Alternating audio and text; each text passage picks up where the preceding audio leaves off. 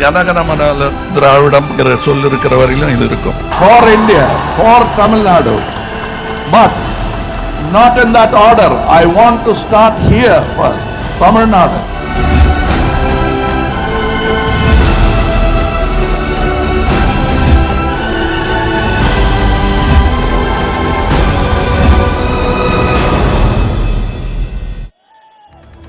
But more than that, I want to congratulate the entire people of Tamil Nadu.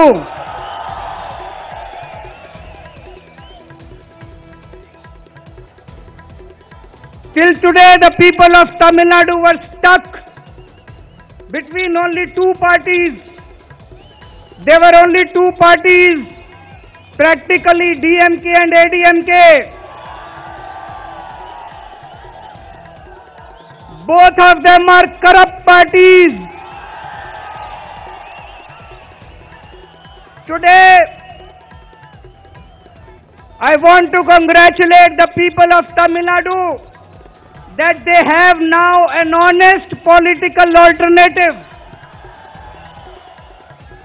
Next time when you go out to vote, you don't have to vote for corrupt party. Now you can vote for an honest party. Now you can vote for Kamal Hassan.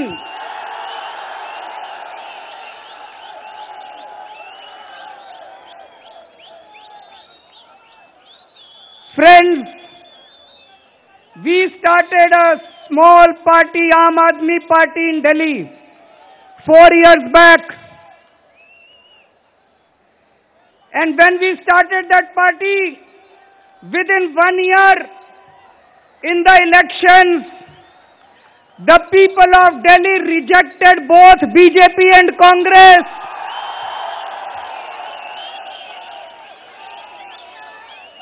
People of Delhi rejected both BJP and Congress, and they gave 67 out of 70 seats to Aam Aadmi Party. By the kind of response that I am seeing today, there is so much of energy, there is so much of hope in the people of Tamil Nadu. I am very sure, Kamal Hassan ji, that people of Tamil Nadu will break the record of people of Delhi.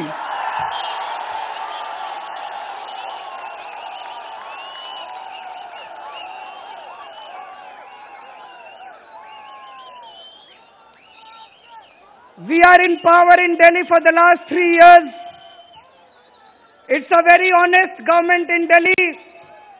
And my experience of the last 3 years shows that if you have an honest government, everything is possible. Everything is possible if you have an honest government. Friends, there is no dearth of money in the government. There is only dearth of good intentions. So if you have an honest government, everything is possible.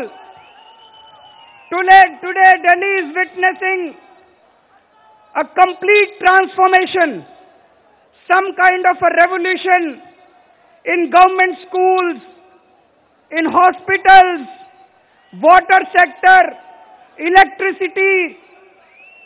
In every single sector, Delhi is witnessing a complete transformation and revolution.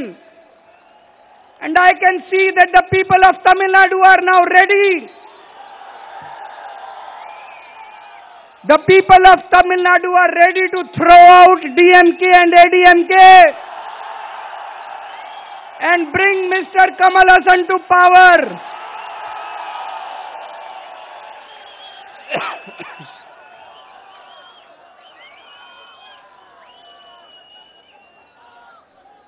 Friends, if you want corruption, go and vote for DMK and ADMK.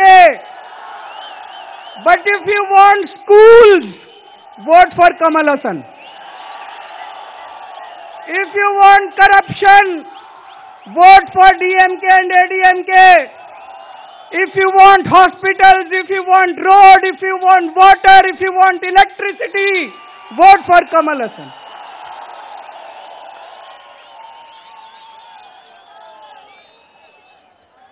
In the end, I want to again congratulate all of you.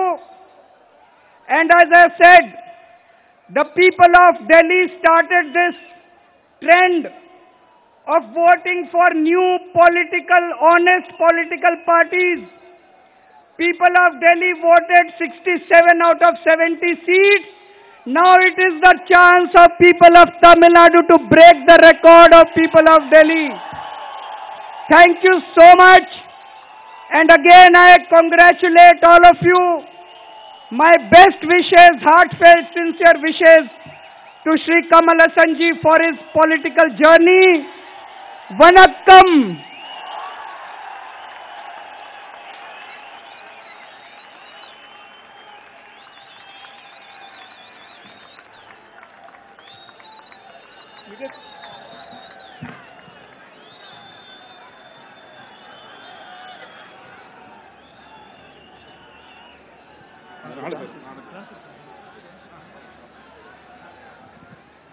மிகச் சுருக்கமாக மொழிபெயர்க்கிறேன்.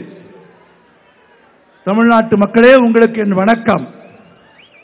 அவரது மொழியில் நான் உங்களோடு இப்போது பேசுகிறேன். தமிழ்நாட்டு மக்களே, உங்களுக்கு என் வணக்கம். நான் சொல்ல சொல்ல நீங்கள் ஏற்றுக்கொள்கிற பகுதிகளை பலத்த கரவொலி எழுப்பினால் அவரது பேச்சை நீங்கள் அங்கீகரிப்பதை அவர் புரிந்து கொள்வதற்கு உதவியாக இருக்கும். மாற்றத்தை கொண்டு வர வேண்டிய இடத்தில் தமிழகம் இருக்கிறது. ஒரு மாபெரும் கலைஞனாக, தயாரிப்பாளராக, இயக்குநராக நான் எப்போதும் கமலஹாசனின் விசிறியாகத்தான் இருந்தேன். ஆனால் இந்த மேடைக்கு அவரது விசிறியாக மட்டும் வரவில்லை. ஒன்றை நான் பார்க்கிறேன். நான் திரைப்படத்தில் பார்த்த கதாநாயகனாக இல்லாமல் களத்தில் நின்று போராடும் நிஜ கதாநாயகனாக கமலஹாசனை நான் பார்க்கிறேன். அவரது நேர்மை எனக்கு பிடித்திருக்கிறது. அவரது பார்வை எனக்கு பிடித்திருக்கிறது. எல்லாவற்றிற்கும் மேலாக கடந்த சில மாதங்களாக, கடந்த சில ஆண்டுகளாக அவர் வெளிப்படுத்தி வரும் துணிச்சல் என்னை மிகவும் பிடித்திருக்கிறது. அநீதிக்கு எதிராக குரல் கொடுக்கும் இந்த நிஜ கதாநாயகனை நான் நேசிக்கிறேன். அவரது விசிறி என்று சொல்லிக் கொள்வதில் பெருமிதம் கொள்கிறேன். அவருக்கும் அவரோடு இணைந்து செயலாற்றும் உங்கள் அனைவருக்கும் என் வாழ்த்துக்களை தெரிவித்துக் கொள்கிறேன். ஆனால் நான் உங்களுக்கு சொல்ல விரும்புகிறேன், இந்தியாவின் இரண்டு பெரும் கட்சிகளான பாரதிய ஜனதா கட்சியையும் காங்கிரஸ் கட்சியையும் தூக்கி எறிந்து டெல்லி மக்கள் எங்களுக்கு வாக்களித்தார்கள். 70 இடங்கள் கொண்ட டெல்லி சட்டசபையில் 67 இடங்களை அவர்கள் எங்களுக்கு தந்தார்கள். நான் நம்புகிறேன், டெல்லி வாக்காளர்களின் சாதனையை தமிழ்நாட்டு வாக்காளர்கள் முறியடிக்க வேண்டும் என்று கேட்டுக்கொள்கிறேன். ஏனென்றால் எப்படி டெல்லியில் நாங்கள் பாரதிய ஜனதா கட்சியையும் காங்கிரஸையும் எதிர்த்து நின்றோமோ அப்படியே தமிழ்நாட்டில் 2 கட்சிகள் இருக்கிறது. ஒன்று திராவிட முன்னேற்றக் கழகம், இன்னொன்று அனைத்து இந்திய அண்ணா திராவிட முன்னேற்றக் கழகம். இரண்டுமே ஊழல் கட்சிகள். அவைகளுக்கு ஊழல் வேண்டுமானால் அவர்களுக்கு வாக்களியுங்கள். நேர்மையான அரசாங்கம் வேண்டுமானால் கமலஹாசனுக்கு வாக்களியுங்கள். கடந்த ஆண்டுகளில் வாக்குச்சாவடிக்கு போன போதெல்லாம் ஊழல் செய்தவர்களுக்கே வாக்களிக்கும் துன்பம் உங்களுக்கு இருந்தது. இதோ அடுத்த தேர்தலில் வாக்களிக்கும் போது ஒரு நேர்மையாளனுக்கு வாக்களிக்கும் வாய்ப்பு உங்களுக்கு கிடைக்கப் போகிறது. அந்த வாய்ப்பை நீங்கள் பயன்படுத்திக் கொள்ள வேண்டும் என்று நான் கேட்கிறேன். எங்களுடைய 3 ஆண்டு கால டெல்லியினுடைய ஆட்சி அனுபவம் எங்களுக்கு சொல்கிற உண்மை ஒன்றே ஒன்றுதான். நேர்மையாக ஆட்சி செய்தால் சாதிக்க முடியாதது எதுவும் இல்லை என்பதை எங்கள் அனுபவத்திலே நாங்கள் கண்டிருக்கிறோம். மக்களே, நான் உங்களுக்கு சொல்ல விரும்புகிறேன், நிதியோ பணமோ பற்றாக்குறையே இல்லை, நேர்மைதான் பஞ்சமாக கிடக்கிறது. நேர்மைக்கு பற்றாக்குறை இல்லாமல் களத்தில் இறங்கி போராடும் திரு கமலஹாசனுக்கு வாக்களித்து டெல்லி மக்கள் நிகழ்த்திய சாதனையை முறியடித்து தமிழ்நாட்டில் புதிய சகாப்தத்தை நீங்கள் உருவாக்க வேண்டும் என்று நான் கேட்டுக்கொள்கிறேன். நன்றி, வணக்கம்.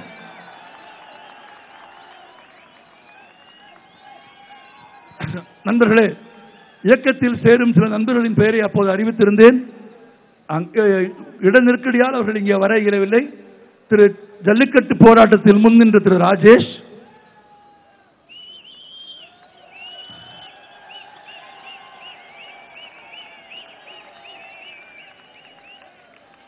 தயாரிப்பாளர் கலைஞர் திரு ஆர் கே சுரேஷ்,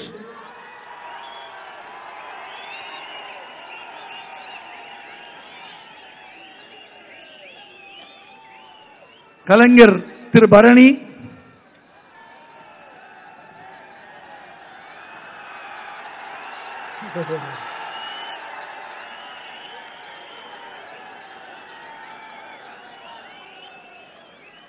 நண்பர்களே, அவர் சொன்னதை நான் உங்களுக்கு சொல்கிறேன். வயது காரணமாக, மதிப்பு காரணமாக, மரியாதை காரணமாக காலில் விழுந்து வணங்குவது தமிழர் பண்பாடு என்று அவருக்கு தெரியும். ஆனால் கடந்த கால அரசியல் அனுபவங்களை மனதில் வைத்துக் கொண்டு பொது மேடைகளில் அதை செய்யக்கூடாது என்று அவர் சொல்லியிருக்கிறார். இதுவரை செய்தவர்களை, இதுவரை வணங்கியவர்களை நாங்கள் பெருந்தன்மையோடு மன்னிக்கிறோம். இனி யாரும் பொது மேடைகளில் காலில் விழுந்து வணங்கும் கலாச்சாரத்தை செய்யாமல் நிமிர்ந்து நிற்கும் கலாச்சாரம் தமிழ்நாட்டுக்கு வர வேண்டும் என்று நாங்கள் விரும்புகிறோம். நிகழ்ச்சியின் துவக்கத்தில் பேசி உங்களை உற்சாகப்படுத்திய கவிஞர், இயக்குனர், தொலைக்காட்சி தொடர்பாளர் திரு ராசி அழகப்பன்,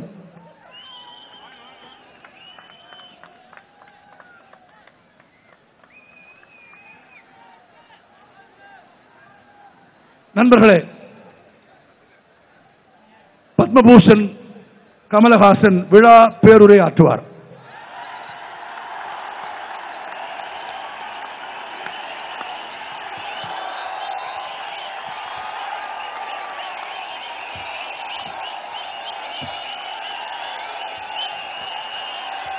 வணக்கம்.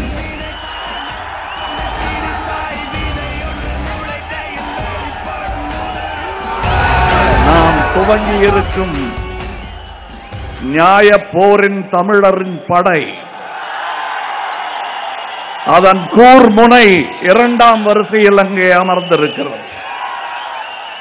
அவர்களை அறிமுகப்படுத்துவதில் பெருமகிழ்ச்சியும்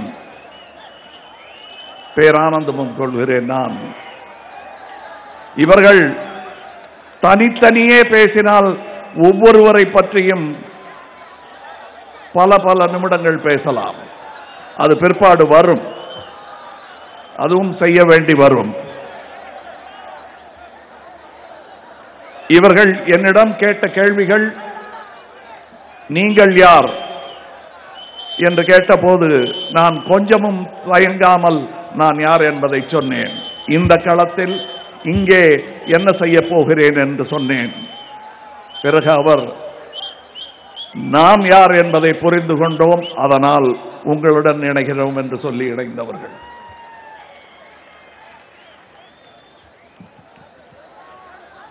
இங்க நீங்க பார்த்தீங்க, 37 வருஷமா அமைதியாக நற்பணிகளை செய்து கொண்டிருந்த கூட்டத்தின் அந்த கூர்முனையையும் நீங்கள் பார்த்தீர்கள். அதற்கு பின்னால் எத்தனையோ ஆயிரம் லட்சம் தோழர்கள் இருக்கிறார்கள். அதில் ஒரு பகுதி தான் இது.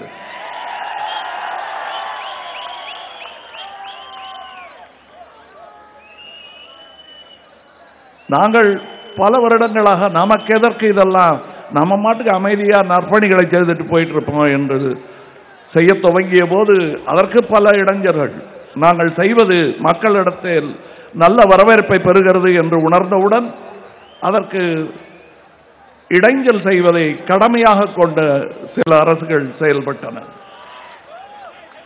அது உங்களுக்கு தெரியும். அதுக்கெல்லாம் இப்ப போக வேணாம்.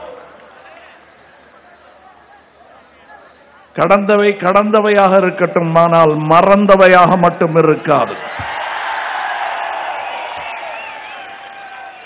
நினைவில் வைத்துக் கொண்டிருக்கிறோம். ஏதோ நாங்கள் தப்பு செய்வது போன்று ஒளிந்து எங்கள் நற்பணி வாகனம் நகர்வதற்கு யாருக்கும் தெரியாமல் ஒளித்து புதைத்து தண்டவாளம் போட்டோம் நாங்கள். இன்று எங்கள் தண்டவாளமும் உங்கள் வண்டவாளமும் வெளியே வரும் நாள். நான் இங்கே அமைதியாக நம் கட்சியை துவங்கிவிட்டு படிப்படியாக பிரச்சார நிலைக்கு போகலாம் என்று நினைத்தேன். ஆனால் நண்பர் மாண்புமிகு முதல்வர் கேஜரிவால் அவர்கள் இன்றே எனது பிரச்சாரத்தை துவங்கிவிட்டார். நன்றி.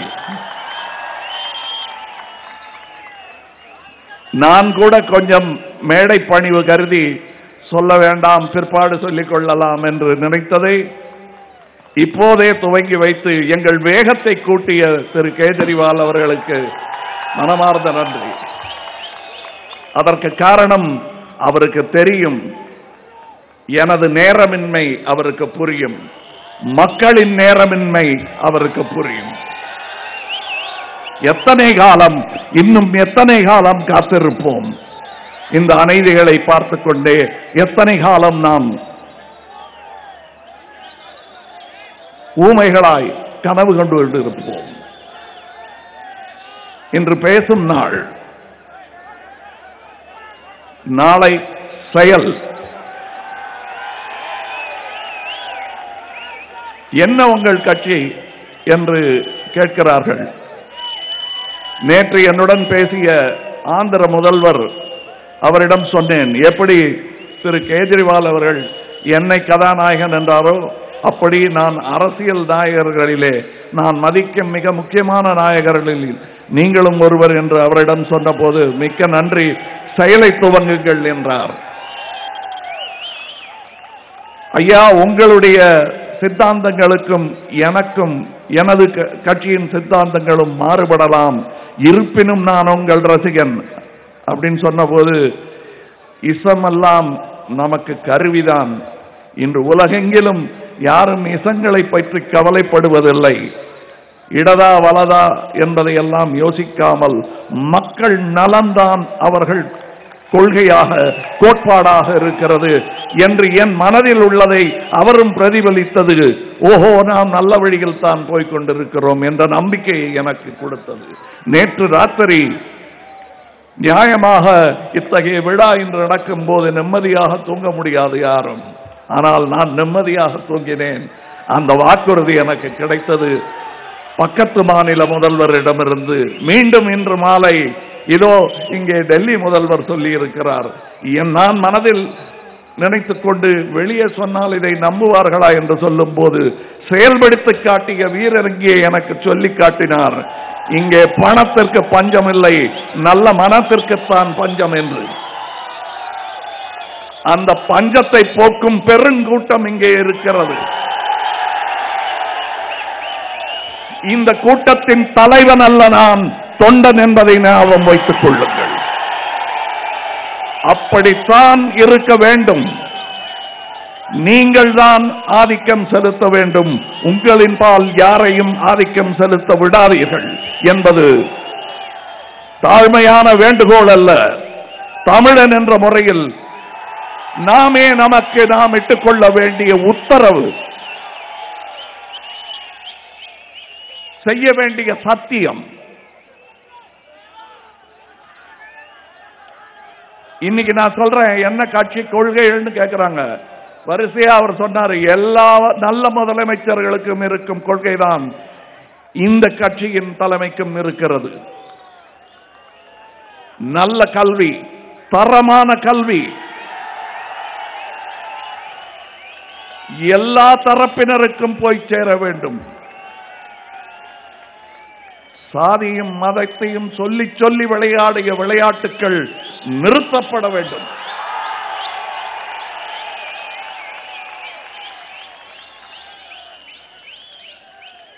நாம் செய்து காட்டுவோம். என்ன நடக்க வேண்டும் என்பதற்கு முன் உதாரணமாக நின்று காட்டுவோம். பவர், எலக்ட்ரிசிட்டி, மின்சாரம் எல்லாம் கிடையாது, எப்படியாவது அட்ஜஸ்ட் பண்ணிக்கங்க, இவ்வளவு மணி நேரம் தான் கொடுப்போம் அப்படின்னு சொல்ல வேண்டிய அவசியமே இல்லை. ஊழலை குறைத்தால் உங்களுக்கு மின்சாரம் வரும். உங்களுக்கு இருக்கும் எல்லா பற்றாக்குறையும் பேராசையினால் வந்த பற்றாக்குறை. கை தட்டாதீங்க ரொம்ப. அதுல உங்களுக்கும் கொஞ்சம் பங்கு இருக்கு, நம்மளுக்கும் கொஞ்சம் பங்கு இருக்கு. ஏன்னா இவ்வளவு நாள் அதை பார்த்து வேடிக்கை பார்த்துக்கிட்டு சும்மா இருந்தோம். இனி அதை செய்யக்கூடாது. ஐயா, நீங்க சொல்லிடுவீங்க, உங்களுக்கு தெரியுமா நாங்க படுற கஷ்டம்? ஓட்டுக்கு 6000 ரூபாய் கொடுக்குறாங்க ஐயா, நீங்க கொடுப்பீங்களா? சொல்றீங்க நேர்மை நியாயம்னு, நீங்க கொடுப்பீங்களா? ஓட்டுக்கு 6000 ரூபாய் கொடுக்க மாட்டேன்.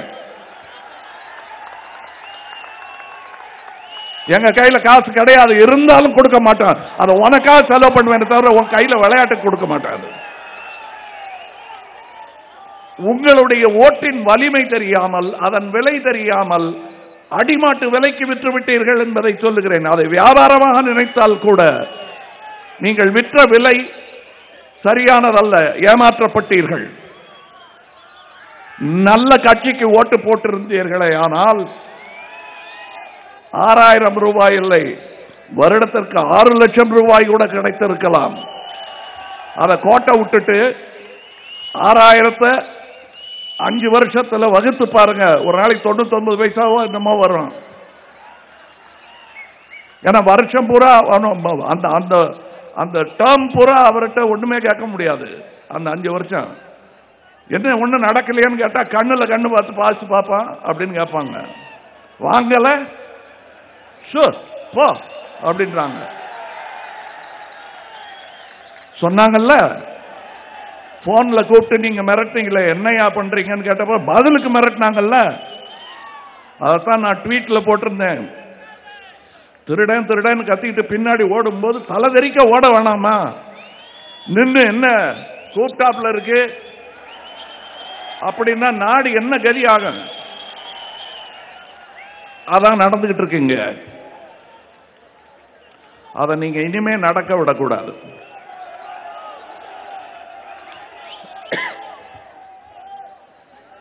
படித்த இளைஞர்கள் எத்தனையோ பேர் இருக்கிறார்கள், வேலை வாய்ப்பின்றி இங்கே இருப்பார்கள். எத்தனை பேர் படிச்சுட்டு வேலை இல்லாம இருக்கீங்க? கையை தூக்குங்க.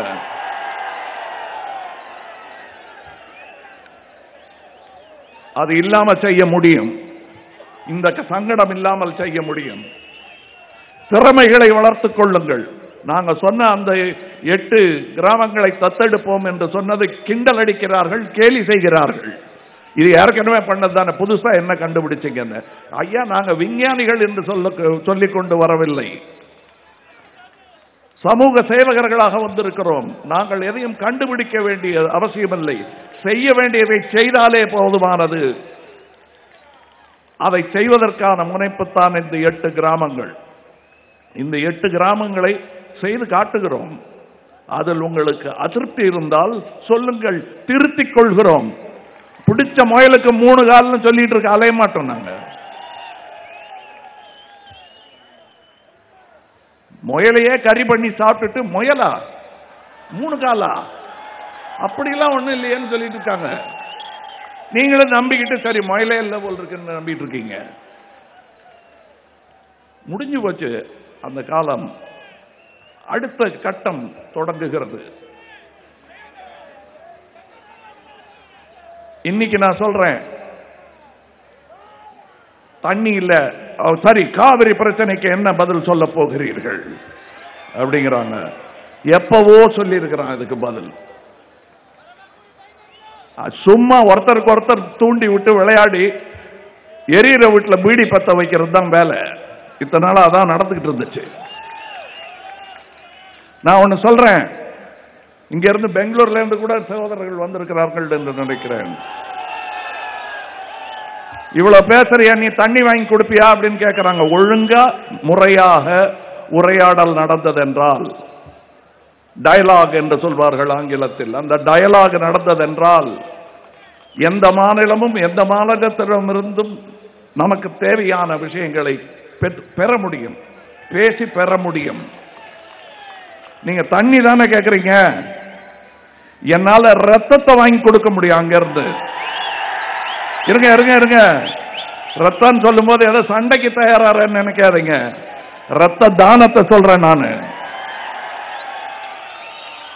சுனாமி வந்த போது, வெள்ளம் வந்த போது பெங்களூர்ல இருந்து வந்து உங்களுக்கு உதவி பண்ணிட்டு போனாங்க. அந்த மானிடமும் அங்க இருக்குல்ல, அதை தொட்டோம்னா வரும். யார் ரத்தத்தை கூட கொடுப்பாங்க, கொடுத்திருக்காங்க இவங்க இருக்கிறவங்க. என்னுடைய பெங்களூர் சகோதரர்கள் இங்க வந்து தமிழ்நாட்டில் ரத்த தானம் பண்ணிருக்கீங்களா இல்லையா? அதான் அது கூட நடக்கும். செய்து காட்டி இருக்கிறோம், செஞ்சிருக்கோமா இல்லையா? அப்புறம் என்னையா சொல்றீங்க நடக்க மாட்டோம், வெட்டு குத்து வரும், கிளப்பி விட்டா யாரு வேணா சண்டை போடுவாங்க. அதை செய்யாதீங்க, போதும். உட்கார்ந்து பேசுவோம். இங்கே பினராயி விஜயன் அவர்கள் எந்த நம்பிக்கையில் சொல்லுகிறார்? அவர்கள் எல்லாவற்றையுமே ஒரு விமர்சன கண்ணோடு பார்ப்பவர். நம்பிக்கையோடு நம்மை வாழ்த்தி இருக்கிறார் என்றால் நமக்கு எதிர்காலம் இருக்கிறது என்றுதான் பொருள். அந்த எதிர்காலத்தை நோக்கி நகர்வோம். கொள்கை விளக்கம் ரொம்ப சுருக்கமா சொல்லிட்டாரு. இந்த கூட்டத்துக்கிட்ட சொல்ல வேண்டியது இது போதுமானது, அவர்களுக்கு புரியும். தோண்டி தோண்டி கேட்கிறாங்களே, அவர்களுக்கு சொல்வதற்கு புத்தகம் கொடுக்க முடியும் எங்களால். அதற்கான வேலைகள் நடந்து கொண்டிருக்கின்றன. எங்கள் மையம், அது என்ன பேரு மையம், அது என்ன கையை போட்டிருக்கீங்களே, அதோட அர்த்தம் என்ன என்று கேட்கிறீர்கள். புதிய தென்னிந்தியாவின் மேப் தெரியும், அதுல ஊத்து பார்த்தீங்கன்னா 6 கைகள் 6 மாநிலங்களை குறிக்கும். நடுவில் இருக்கும் 6 முனை நட்சத்திரம் உங்களை குறிக்கும், மக்களை குறிக்கும். மக்களின் நீதியை மையமாக வைத்து தொடங்கப்பட்ட கட்சி இது. அதுவே மையமாக இருக்கும். நீதி கட்சி போன்ற மூத்த பெரிய அரிய கட்சிகள் சொல்லி வைத்த நல்ல அறிவுரைகளை எல்லாம் எடுத்து கலந்து கையாண்டு நாங்கள் நம்பும் எதிர்காலத்தை நோக்கி நடந்து கொண்டிருக்கிறோம். நீங்க லெப்டா ரைட்டா அப்படின்னு கேட்கிறாங்க. அதனால்தான் கட்சி பெயர்லேயே மையத்தை வைத்திருக்கிறோம். எங்கிருந்து நல்லது கிடைத்தாலும் அதை பெற்றுக்கொள்வோம். எந்த ஒரு பக்கமும் ஒரேடியாய் சாய்ந்து விட மாட்டோம். திராசின் நடு முள் நாம். அப்படித்தான் இருக்க வேண்டும். உங்களுக்கு நலன் எங்கிருந்து வருகிறது என்பதை நீங்கள் உணராத வரையில் அது உங்களை வந்து அடையாது. நான் இந்த கூட்டத்தில் நாளைய தலைவர்களை தேடிக்கொண்டிருக்கிறேன். என் வயது 63. 40 வருடம் ஆளும் கணவருடன் நான் வரவில்லை. அடுத்த தலைமுறைக்கான விதையை போடுவதற்காக இங்கே வந்திருக்கிறேன். என் வயதை கிண்டல் அடிக்கிறார்கள். ஆயுள் மிக குறைவாக உள்ள சிலர்.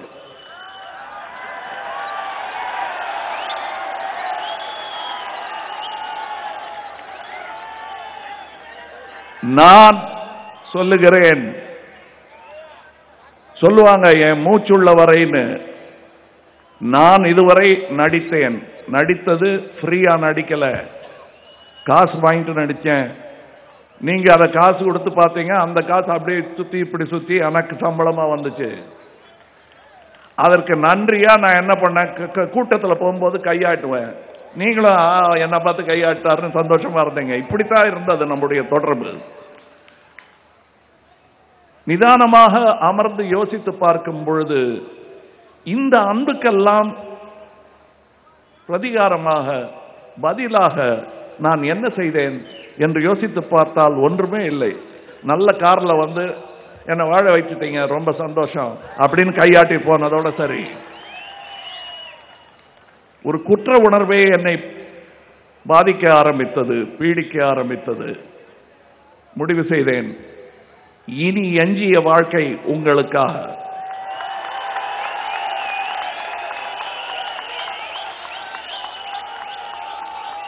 அதனாலதான் இவ்வளவு அவசரம். அதனாலதான் இதை எப்படியாவது செஞ்சு நானே பார்த்து விட்டு போக வேண்டும் என்ற ஆசை.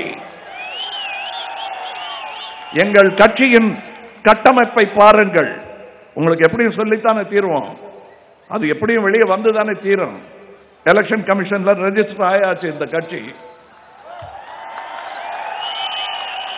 அவங்க ஒத்துக்கிட்டு ரசீதும் கொடுத்துட்டாங்க. இப்ப அதுக்கப்புறம் 30 நாள்ல தெரியும்.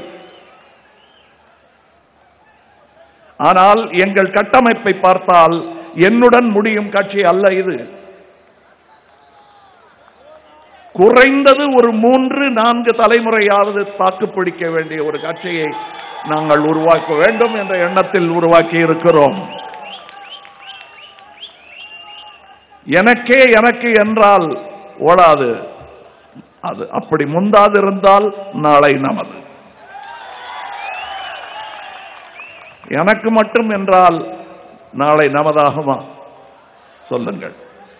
காந்தியார் அவர்கள் சொன்னார்கள், இந்த உலகத்தில் நம் தேவைக்கான எல்லாம் இருக்கிறது, பேராசைக்கான எதுவும் கிடைக்காது. ஏன்னா ஒருத்தன் பேராசைப்பட்டுட்டானா உலகமே பத்தாதுங்க. அந்த பேராசைக்கு இடம் கொடுக்காமல் நமக்கு தேவையான, அதாவது போதும் என்ற மனம் நான் சொல்லல, அதற்கான உழைப்பை நீங்கள் தர வேண்டும். 6000 ரூபாய் வாங்கிட்டு வருஷம் பூரா சும்மா இருந்துடலாம்னு நினைக்கிறது வந்து அது நியாயமே இல்லை. எப்படி பார்த்தாலும் உங்களுக்கு நியாயம் இல்லை. நாடு என்ன ஆகுங்கிறதெல்லாம் அப்புறம் யோசிக்க. நீங்க என்ன ஆவீங்க, என்ன ஆயிட்டு இருக்கீங்க பாருங்க. இல்லைங்க, எல்லாம் பள்ளிக்கூடம், அதை சிறப்பாக நடத்த வேண்டியது அரசு. கல்வியை பற்றி சொன்னார் மாண்புமிகு முதல்வர் அவர்கள். அதை தனியார்கிட்ட கொடுத்துட்டு சாராயவாளரை யார் வேணாம் பண்ணலாம், அதை எடுத்து அரசு நடத்துவது என்பது வந்து வேடிக்கையான விஷயம். நீங்களும் சிரிச்சுக்கிட்டே பார்த்துக்கிட்டு இருக்கீங்க.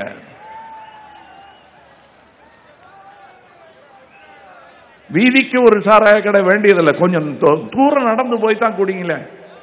அப்படி என்ன எத்தனை தூரத்தில் வேணும்னு கொஞ்சம் யோசிச்சு பாருங்க. நாம என்ன பண்ணிட்டு இருக்கோம், எங்க போயிட்டு இருக்கோம்.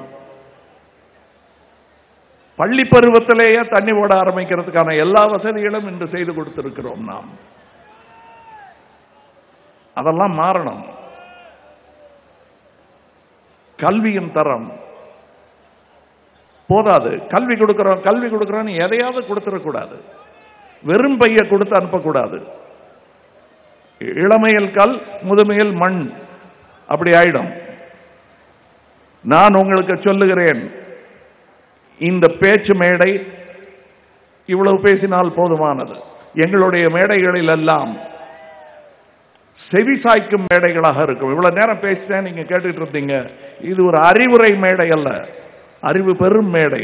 நீங்கள் மட்டுமல்ல, நானும். அதனால் இனி வரும் நமது மேடைகளில் எல்லாம் உங்கள் மத்தியில் இருந்து கேள்விகளை எடுத்துக்கொண்டு பதில் அளிக்க முற்படுவேன். பதில் எனக்கு தெரியாத பட்சத்தில் கேட்டு சொல்லுகிறேன், பொறுத்திருங்கள் என்று சொல்லிக் கொள்வேன். அதற்கு நீங்கள் எனக்கு அவகாசம் கொடுக்க வேண்டும். தெரிந்த பதிலை கேட்ட கேள்வி கேட்ட நபருக்கு கடிதம் மூலமாவது எழுதி அனுப்புவேன் நான். இது நான் செய்யும் சத்தியம். கேள்விகள் இருக்கா? கேட்டாங்களா? நிறைய இருக்கு சார், நிறைய இருக்கா? நேரம் ஜாஸ்தி இல்லை, அதனால நண்பர்களே, மாலையிலேயே கேள்வி கேட்பதற்கான பெட்டிகள் வைக்கப்பட்டு விட்டது. பெட்டிகளிலே நீங்கள் எழுதிய அனைத்து கேள்விகளையும் திரட்டி வைத்திருக்கிறோம். அவைகளில் ஒரே தன்மையான கேள்விகளை தனியாக பிரித்திருக்கிறோம். இந்த அரங்கில் தேர்ந்தெடுக்கப்பட்ட சில கேள்விகளை மட்டும் அவரிடத்தில் கேட்கிறோம். எஞ்சிய கேள்விகளுக்கான விடை அவர் கைப்பட கடிதம் எழுதி அவரே சொன்னது போல் நீங்கள் முகவரி எழுதியிருந்தால் உங்களுக்கு வந்து சேரும். கேள்விகள் ரொம்ப சார், ஆனால் சிலவற்றை ஒரே தன்மையுடைய கேள்விகளை தொகுத்து கொடுத்திருக்கிறோம். நிறைய பேர் கேட்டிருக்கிறார்கள், இவ்வளவு நாள் எங்கே இருந்தீர்கள் என்பது கேள்வி. இவ்வளவு நாள் எங்கே இருந்தீர்கள்? இவ்வளவு நாள் உங்கள் உள்ளங்களில் இருந்தேன். இனிமேல் உங்கள் இல்லங்களில் எல்லாம் இருக்க ஆசைப்படுகிறேன்.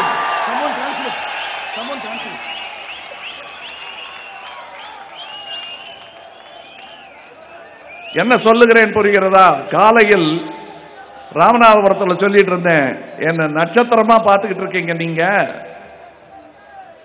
அது ஒரு காலம் நட்சத்திரமாக இருந்தது. இனி என்ன நீங்கள் விளக்காக பாருங்கள், உங்கள் வீட்டில் ஏற்றி வையுங்கள், பொத்தி பாதுகாத்து வையுங்கள், இந்த ஊழல் காற்றில் அணையாமல் பார்த்துக் கொள்ளுங்கள். முன்பு அங்கிருந்தேன், இன்று இங்கு இருக்கிறேன். அடுத்த கேள்வி கவனிங்க. அடுத்த கேள்வி, உங்களை பிடிக்கும். ஒருத்தர் எழுதியிருக்கார், உங்களை பிடிக்கும், எல்லாருக்கும் தான் பிடிக்கும். உங்களை பிடிக்கும், உங்கள் சினிமா பிடிக்கும், உங்கள் கவிதை பிடிக்கும், ஏன் உங்கள் கருத்துக்கள் கூட பிடிக்கிறது, இன்றிலிருந்து உங்கள் அரசியல் இயக்கமும் கூட பிடிக்கிறது. ஆனால் நம்பி வரலாமா? எத்தனை நாளைக்கு தாக்கு பிடிப்பீர்கள் கேட்டிருக்கார். இதற்கான பதிலை நான் சொல்லிவிட்டேன். என்னால் தாக்கு பிடித்த அளவு என்ன என்பதை சொல்லிவிட்டேன், என் மூச்சுள்ள வரையில். இவர்கள் தாக்கு பிடிக்க வேண்டியது அதற்கு பின்னால். அவர்களாலும் முடியவில்லை என்றால் அடுத்த இடத்தில் pattern will be handed over to the next runner. அப்படித்தான் இருக்கும் இந்த கட்சி. யாரும் நிரந்தர முதல்வராக இங்கே இருக்க மாட்டார்கள். இந்த கட்சியிலிருந்து புறப்பட்டு ஆட்சிக்கு யாரும் வந்தார்களே ஆனால் அவர்கள் நிரந்தரமாக உங்கள் வாழ்க்கையை ஆக்கிரமித்துக் கொண்டிருக்க மாட்டார்கள்.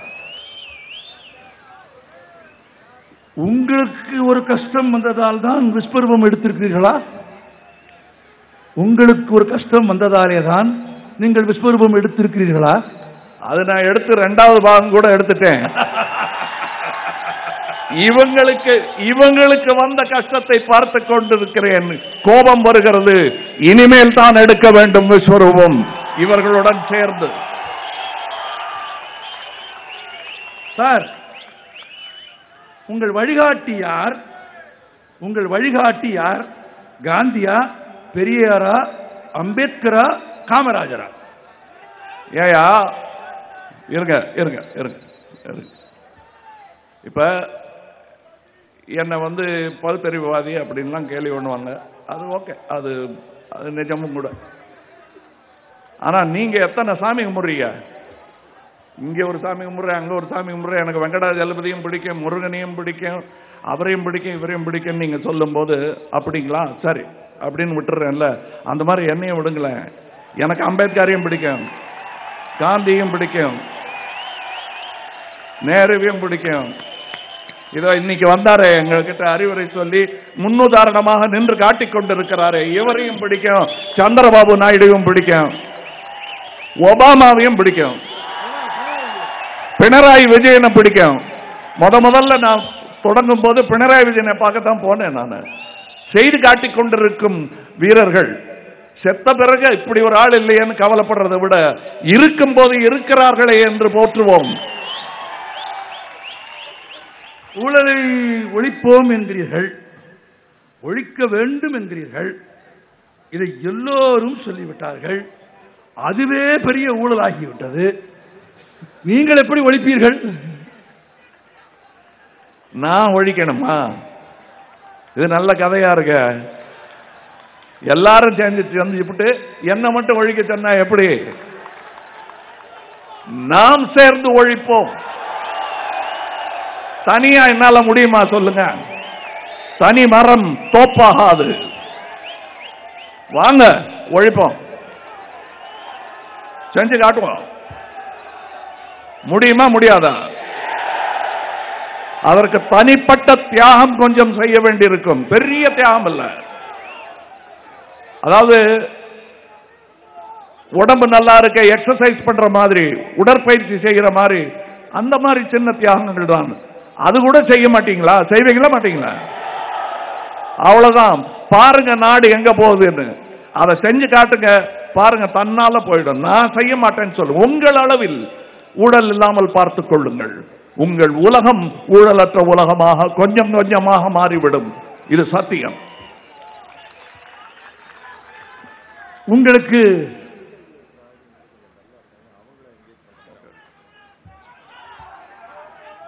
உங்களுக்கு வாக்களித்து அவர் எப்படி எழுதியிருக்கார்?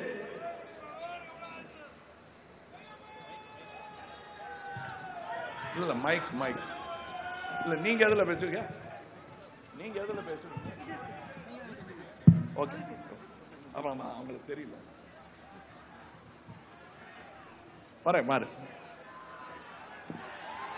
உங்களுக்கு வாக்களித்து கவனிங்க, கொஞ்சம் கவனிங்க. கேள்வி கேட்டது கேள்வி கேட்டவங்க கவனிக்க அமர்ந்த எப்படி? உங்களுக்கு வாக்களித்து ஒருவேளை நீங்கள் ஆட்சிக்கு வந்துவிட்டால் ஆண்களுக்கு குவார்ட்டரும் பெண்களுக்கு ஸ்கூட்டருமான இலவச திட்டங்கள் நீடிக்குமா என்று கேட்டிருக்கிறார். அது நான் முன்னாடியே சொல்லிட்டேன். குவார்ட்டரும் ஸ்கூட்டரும் கொடுத்துட்டு இருக்க முடியாது.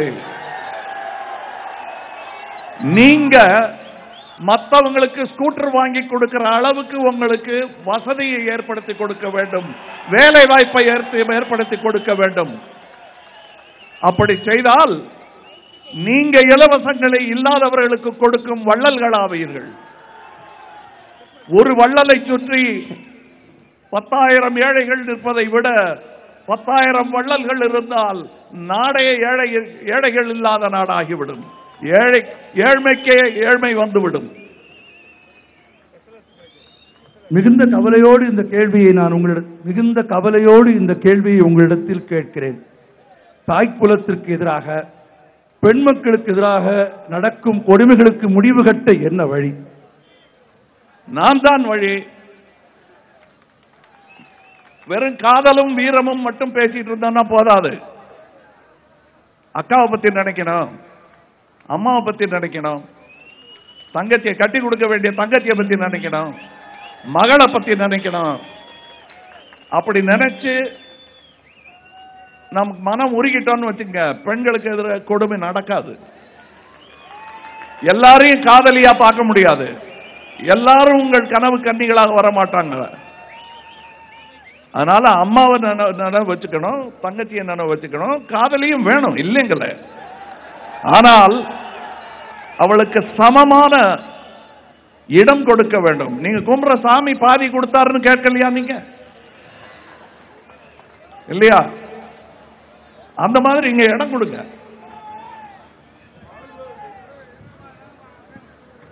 ஹார்வர்டில் தமிழ் பல்கலைக்கழகத்தில்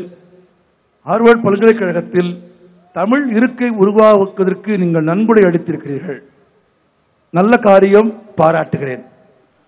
ஆனால் பத்மபூஷன் அவர்களே, தமிழ்நாட்டில் தமிழ் செத்துக் கொண்டிருக்கிறது, என்ன செய்வதாக உத்தேசம்? என்ன செய்யறதா உத்தேசம்? நீ என்ன கேட்கிறாரு? என்ன செய்யறதா உத்தேசம்? சந்தோஷமா தமிழ் பேசுங்க, அது போதும். உங்கள் உரைநடையில் தமிழ் இருந்தால் தமிழ் நடக்கும். உங்கள் பேச்சு வழக்கில் தமிழ் இருந்து கொண்டே இருந்தால் தமிழ் வாழும். நீங்க அதை மறந்துட்டீங்கன்னா, அதை பேசுறதுக்கு வெட்கப்பட்டுட்டீங்கன்னு வச்சுக்கோங்க, தமிழ் மெல்ல இல்ல உடனே சாகும். அதாக விட்டுறாதீங்க. சந்தோஷமா தமிழ்ல பேசுங்க. தமிழ் கல்வி ஆரம்பத்திலிருந்து நம் குழந்தைகளுக்கு கொடுக்க வேண்டியது நம்முடைய கடமை. அதற்காக வேறு எந்த மொழியையும் வெறுக்க வேண்டிய அவசியமே இல்லை. எல்லா மொழிகளையும் நேசிப்போம். உங்களுக்கு எத்தனை மொழி தெரியும் சார்? எனக்கு ஒரு 6 மொழி அறகுறையா தெரியும். அதுல 5ல தற்கொலை, நான் 4ல தற்கொலை. எழுத படிக்க தெரியாது. தெரியும். அடுத்த கேள்வி, எதற்கு ராமேஸ்வரம், எதற்கு கலாம் வீடு?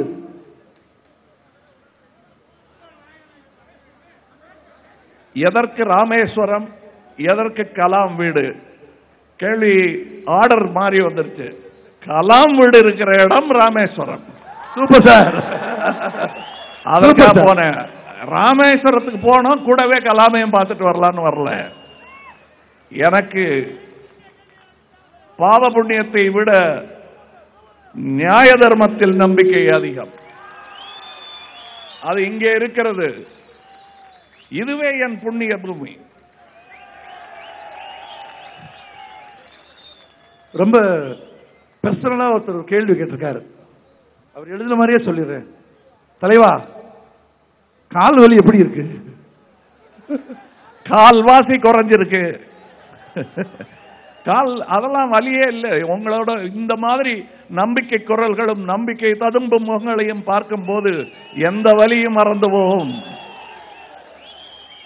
ஆனால் தமிழன் முன்னேறாமல் துவண்டு கிடப்பதை பார்க்கும் பொழுது இருக்கும் வலி மாற்றத்தை நீங்கள் ஏற்படுத்தும் வரை போகாது. அதற்கான மருந்து உங்கள் கையில் இருக்கிறது. அதை விரல்ல வைப்பாங்க, இங்க நுனியில. அந்த மருந்தை சரியா நீங்க வச்சுக்கிட்டு சரியான இடத்துக்கு நீங்க தேவையான உதவிகளை செய்தால் என் எல்லா வலியும் போய்விடும். ஏன், உங்கள் வலியும் போய்விடும். மீண்டும் ஒரு தனிப்பட்ட கேள்வி.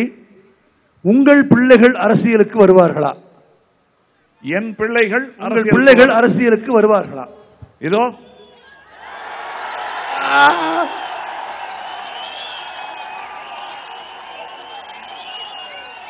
என் பிள்ளைகள் அரசியலுக்கு வந்தே விட்டார்கள்.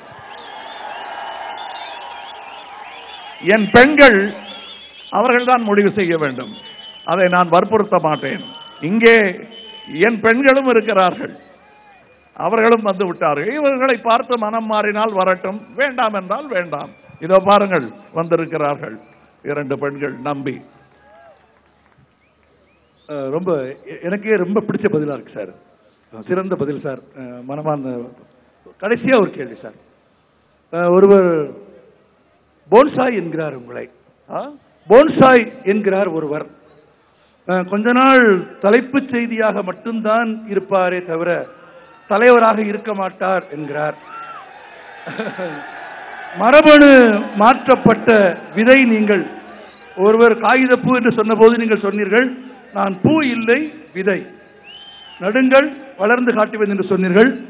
உரையாடலில் நீங்கள் சொன்னீர்கள், நாம் விதையாக இருப்போம், நம் மக்கள் தண்ணீர் தந்து வெயிலும் தந்து நம்மை வளர்த்தால் நம் மக்களுக்கு நம் எதிர்காலத்தில் நீங்கள் பேசுகிற போது சொன்னீர்கள், மரமாவோம், நிழலாவோம், மலர் கொடுப்போம், கனி கொடுப்போம் என்றீர்கள். ஆனால் ஒருவர் சொல்லுகிறார், அவர் மரபணு மாற்றப்பட்ட விதை என்கிறார். ஒருவர் போன்சாய் என்கிறார். இன்னொருவர் சொல்லுகிறார், எல்லாமே படப்பிடிப்பு போல போகிறது என்று சொல்லுகிறார். இது எதிர்பார்த்து விமர்சனங்கள் தான் என்றாலும் கூட இவைகளுக்கெல்லாம் நீங்கள் பதில் சொல்ல வேண்டும் என்பது பலர் எழுதியிருக்கிறார்கள். உங்கள் விடை? இதுக்கெல்லாம் பதில் சொல்லிட்டு இருக்கணுமா, இல்ல வேலையை பார்க்கணுமா? எனக்கு என்னமோ அப்படித்தாங்க தோணுது. அவங்க பேசிட்டே இருக்கட்டும், நம்ம வேலையை பார்ப்போம்னு தோணுது. நல்லா வளர்ற செடியை வெட்டிக்கிட்டே இருந்தா எல்லா செடியும் போன்சாய் செடி தான். இருக்கிற விதைகளை வைத்து விதை போட்டுக் கொண்டிருக்கும் போது இல்ல சிறப்பா காட்டுறேன், எனக்கு கொஞ்சம் கமிஷன் வருதுன்னா எல்லா விதையுமே மரபணு விதையாகத்தான் மாறும். சபாஸ், அதுதான் மாறிக்கொண்டிருக்கிறது. யாரை பார்த்து கேட்கிறீர்கள்? தைரியமாக பேசிவிட்டால் தர்மமும் நியாயமும் உண்மையும் உங்கள் பக்கம் இருக்கிறது என்று நம்பி விடுவார்களா? செய்து காட்டுங்கள். எங்கள் மேல் அத்தனை ஆத்திரமும் கோபமும் இருந்தால் நல்ல விஷயங்களை எல்லாம் செய்து காட்டுங்கள். ஆஹா, நம் வேலை முடிந்தது என்று நாங்கள் வீட்டுக்கு போக விடலாம். உங்களால் முடியாது. நீங்கள் செய்ய மாட்டீர்கள். செய்யும் சாயல் தெரிந்திருந்தால் நாங்கள் வந்திருக்கவே மாட்டோம். செய்யும் ஒரு சின்ன விடியல் வரும் வாய்ப்பு இருக்கிறது என்ற நம்பிக்கை எங்களுக்கு இருந்திருந்தால் நாங்கள் வந்திருக்க தேவையே இல்லை. ஆனால் அந்த தேவையை உருவாக்கியவர்கள் நீங்கள். மக்கள் நீதி மையத்தை உருவாக்கியவர்கள் அவர்கள். அதை நடத்தப் போவர்கள் நீங்கள். வாழிய பல்லாண்டு, வாழிய செந்தமிழ், வாழ்க நற்றமிழர், வாழிய பாரத மணி திருநாடு.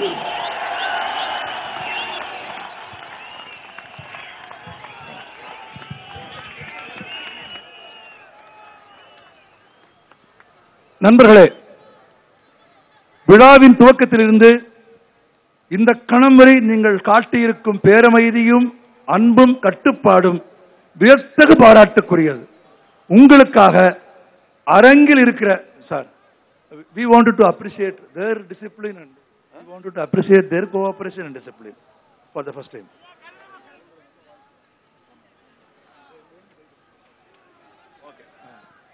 இவ்வளவு நேரம் கட்டுப்பாடு, ஒழுங்கு, சிறப்போடு விழாவை நடத்தி கொடுத்தீர்கள். எல்லா காலத்திலும் நீங்கள் கைதட்டுவீர்கள், மேடையிலே இருந்தவர்கள் கேட்டுக்கொண்டிருந்தார்கள். உங்கள் பங்களிப்பிற்காக நாங்கள் எல்லோரும் எழுந்து நின்று கைதட்டுகிறோம். நீங்கள் ஏற்றுக்கொள்ளுங்கள்.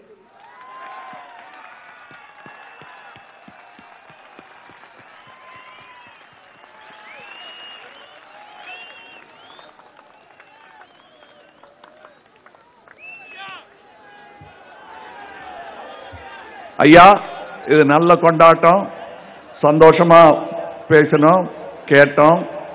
ஆனா வீட்டுக்கு போகும்போது ரொம்ப ஜாக்கிரதையா திரும்பி போங்க. எந்த விபத்துக்களும் நேராமல் பார்த்து கொள்ளுங்கள். இங்கே புது கட்சி துவங்கி விட்டோம் என்ற உத்வேக வேகத்தில் மோட்டார் பைக்கெல்லாம் வேகமா ஓட்டிட்டு போகாதீங்க. இன்னைக்கே பார்த்தேன், என் கார் கூட வீர முழக்கம் விட்டு கொண்டு படு வேகத்தில் சில பேர் போனாங்க. பேச வேண்டிய பல விஷயங்கள் மறந்தே போச்சு எனக்கு. நீங்க பண்ண அந்த வீர விளையாட்டுகள்ல அது வேண்டாம். தயவுசெய்து ஜாக்கிரதையா வீட்டுக்கு போய் சேருங்க.